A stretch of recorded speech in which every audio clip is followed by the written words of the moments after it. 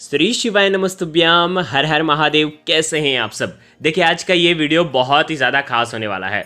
हमारे हिंदू धर्म में फुलेरा दूज का बहुत ही ज़्यादा विशेष महत्व होता है।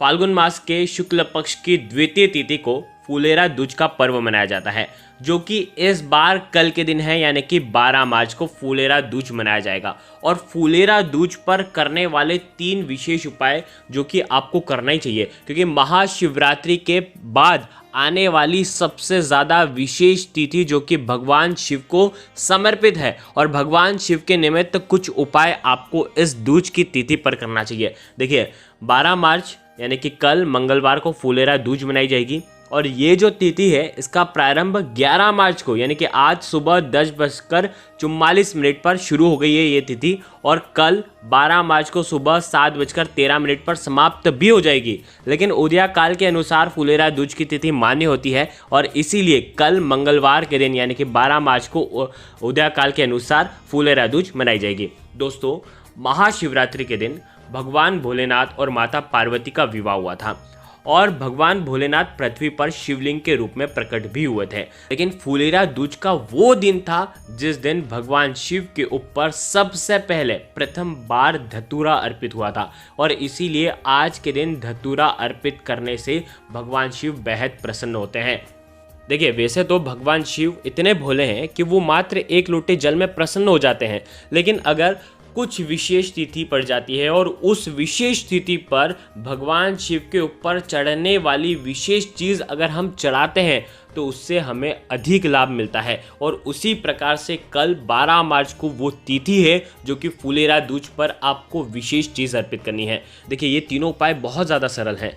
देखिए अगर आप चैनल पर पहली बार आए हैं तो चैनल को ज़रूर सब्सक्राइब करना, और कमेंट में सभी को आज के दिन ओम नमः शिवाय ज़रूर लिखना है। देखिए हम एक एक करते हुए उपायों को समझेंगे।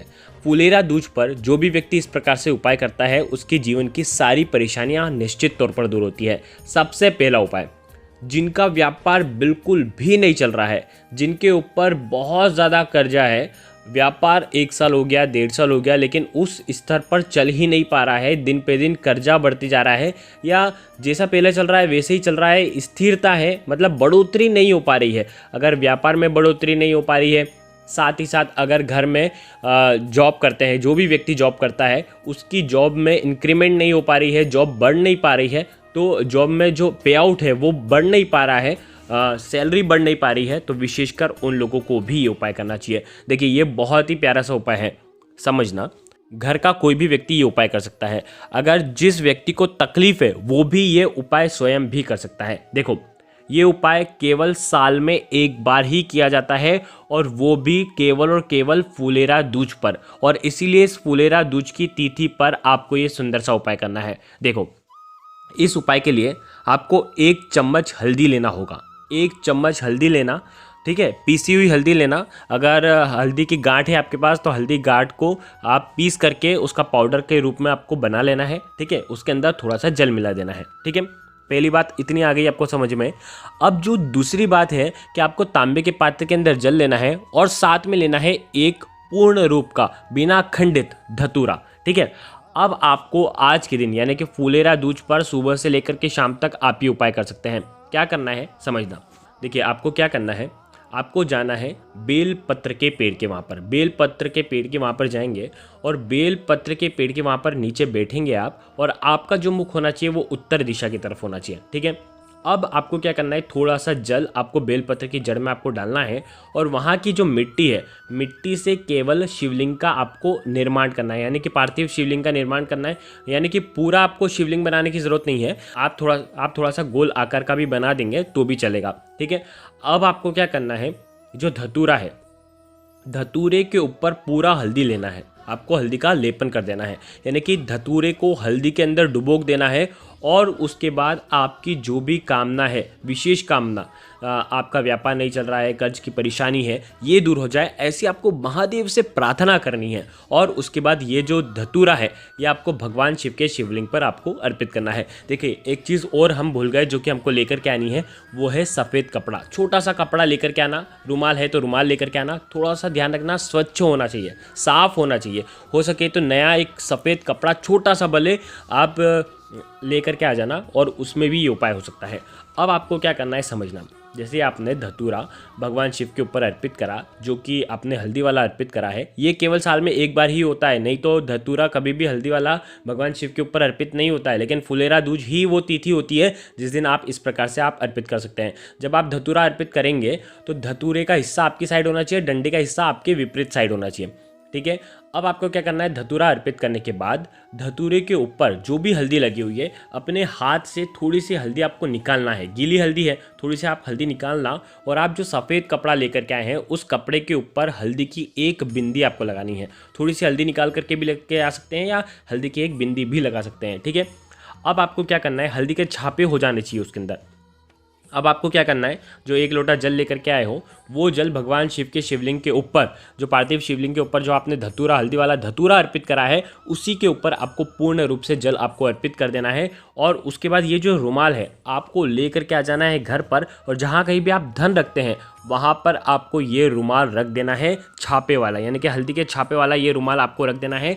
अगर आप दुकान है आपकी तो दुकान के गले में भी आप रख सकते हैं। जो भी व्यक्ति इस प्रकार से फुलेरा दूज पर उपाय करता है उसका कर्ज उतरना शुरू हो जाता है और उसके व्यापार में वृद्धि होना शुरू हो जाती है। तो ये उपाय आप कल के दिन कर सकते हैं। बहुत ज़्यादा खास है, साल में एक बार ही ये मौका मिलता है, बार बार मौका नहीं मिलता है। अब हम बात करते हैं दूसरे विशेष उपाय की। देखिए ये उपाय भी बहुत ज़्यादा खास है। जिन बच्चियों का विवाह नहीं हो पा रहा है, विवाह संबंधित कोई भी परेशानी जीवन में आ रही है, साथ ही साथ अगर आपको आपके कोई भी ग्रह आपको परेशान कर रहे हैं, यानी कि आपकी ग्रहों की स्थिति ढंग से नहीं है और आप चाहते हैं कि सारे ग्रह आपके अनुकूल हो जाएं, तो आपको ये उपाय करना चाहिए। कोई भी दोष लगाओ, मंगल दोष हो, शनि दोष हो, कोई भी अगर आपके राहु केतु से संबंधित कोई परेशानी आपके जीवन में आ रही हो, नवग्रह से जुड़ी कोई भी परेशानी आ रही हो, तो आपको ये उपाय करना चाहिए। ये उपाय भी केवल और केवल फुलेरा दूज पर ही किया जाता है, जो कि साल में एक बार ही आपको मौका मिलता है, तो ये मौका भी मत गंवाना। इस उपाय के लिए आपको लेना है 5 बेलपत्र। बेलपत्र कहीं से भी खंडित नहीं होने चाहिए, कटे फटे बेलपत्र का उपयोग आप नहीं करेंगे, ठीक है। साथ में आपको लेना है एक धतूरा, मात्र एक धतूरा, और साथ में लेना है 5 शमी के पत्ते, और साथ में लेना है तांबे के पात्र के अंदर जल। अब आपको फुलेरा दूज के दिन सुबह से लेकर के रात्रि तक जब आपकी इच्छा हो तब आप फुलेरा दूज के दिन आप ये उपाय कर सकते हैं। आपको जाना है भगवान शिव के मंदिर में। देखो वैसे तो जिन लड़कों लड़कियों का विवाह नहीं हो पा रहा है, विशेषकर उनको ये उपाय करना चाहिए। अगर वो ये उपाय नहीं कर पाते ना, तो घर का कोई भी व्यक्ति उनके निमित्त ये उपाय कर सकता है। देखना, समझना किसे करना है। हथेली लेना, ठीक है, हथेली के ऊपर 5 बेलपत्र रखना, उसके ऊपर 5 शमी के पत्र रखना, ठीक है, उसके ऊपर एक धतूरा रखना, ठीक है। और उसके बाद जो भी विशेष कामना है, जो भी इच्छा है आपकी, वो आपको महादेव से बोलना है। कोई भी ग्रह आपके अशुभ प्रभाव डाल रहे हैं कि राहु केतु संबंधित कोई परेशानी है, विवाह संबंधित कोई परेशानी है, जीवन में ऊर्जा नहीं है, जीवन में तेज नहीं है, जीवन में मनोकामना परिपूर्ण नहीं हो पा रही है, तो आपको ऐसी कामना करते हुए कि मेरे जीवन में सब सुख समृद्धि आ जाए, मेरे जीवन से सारे कष्ट जो है महादेव आप ही को दूर करना है, ऐसी कामना करते हुए ये सारी चीज़ आपको कहाँ पर अर्पित करनी है? माता अशोक सुंदरी वाले स्थान पर। देखो वीडियो के अंदर बताने का प्रयास कर रहा हूँ, माता अशोक सुंदरी वाले स्थान पर आपको अर्पित करनी है। देखो जब आप अर्पित करोगे तो आपका जो हाथ है, आप ऐसे का ऐसा हाथ वहाँ पर ले करके जाना, और बेलपत्र के ऊपर शमी पत्र, उसके ऊपर धतूरा आप इस प्रकार से अर्पित कर सकते हैं। बस आप जैसे ही अर्पित करेंगे उसके बाद 1 लोटा जल जो आप लेकर के आए हैं वो भगवान शिव के शिवलिंग पर आपको श्री शिवाय नमस्तुभ्यम का जाप करते हुए आपको अर्पित कर देना है। ये उपाय जो भी व्यक्ति करता है उसके जीवन की सारी परेशानी, सारे संकट, सारी दुख जो है वो दूर होते ही होते हैं, और ये केवल और केवल फुलेरा दूज पर ही उपाय किया जाता है। तो आपके पास एक और सुंदर सा प्यारा सा मौका है, ठीक है, गंवाना मत। अब हम बात करते हैं अंतिम उपाय की, तीसरे उपाय की। ये भी विशेष मनोकामना पूर्ति का उपाय है। इस उपाय के लिए मात्र एक बेलपत्र लगेगा और एक आपको लेना है पड़ेगा धतूरा, साथ में तांबे के पात्र के अंदर जल।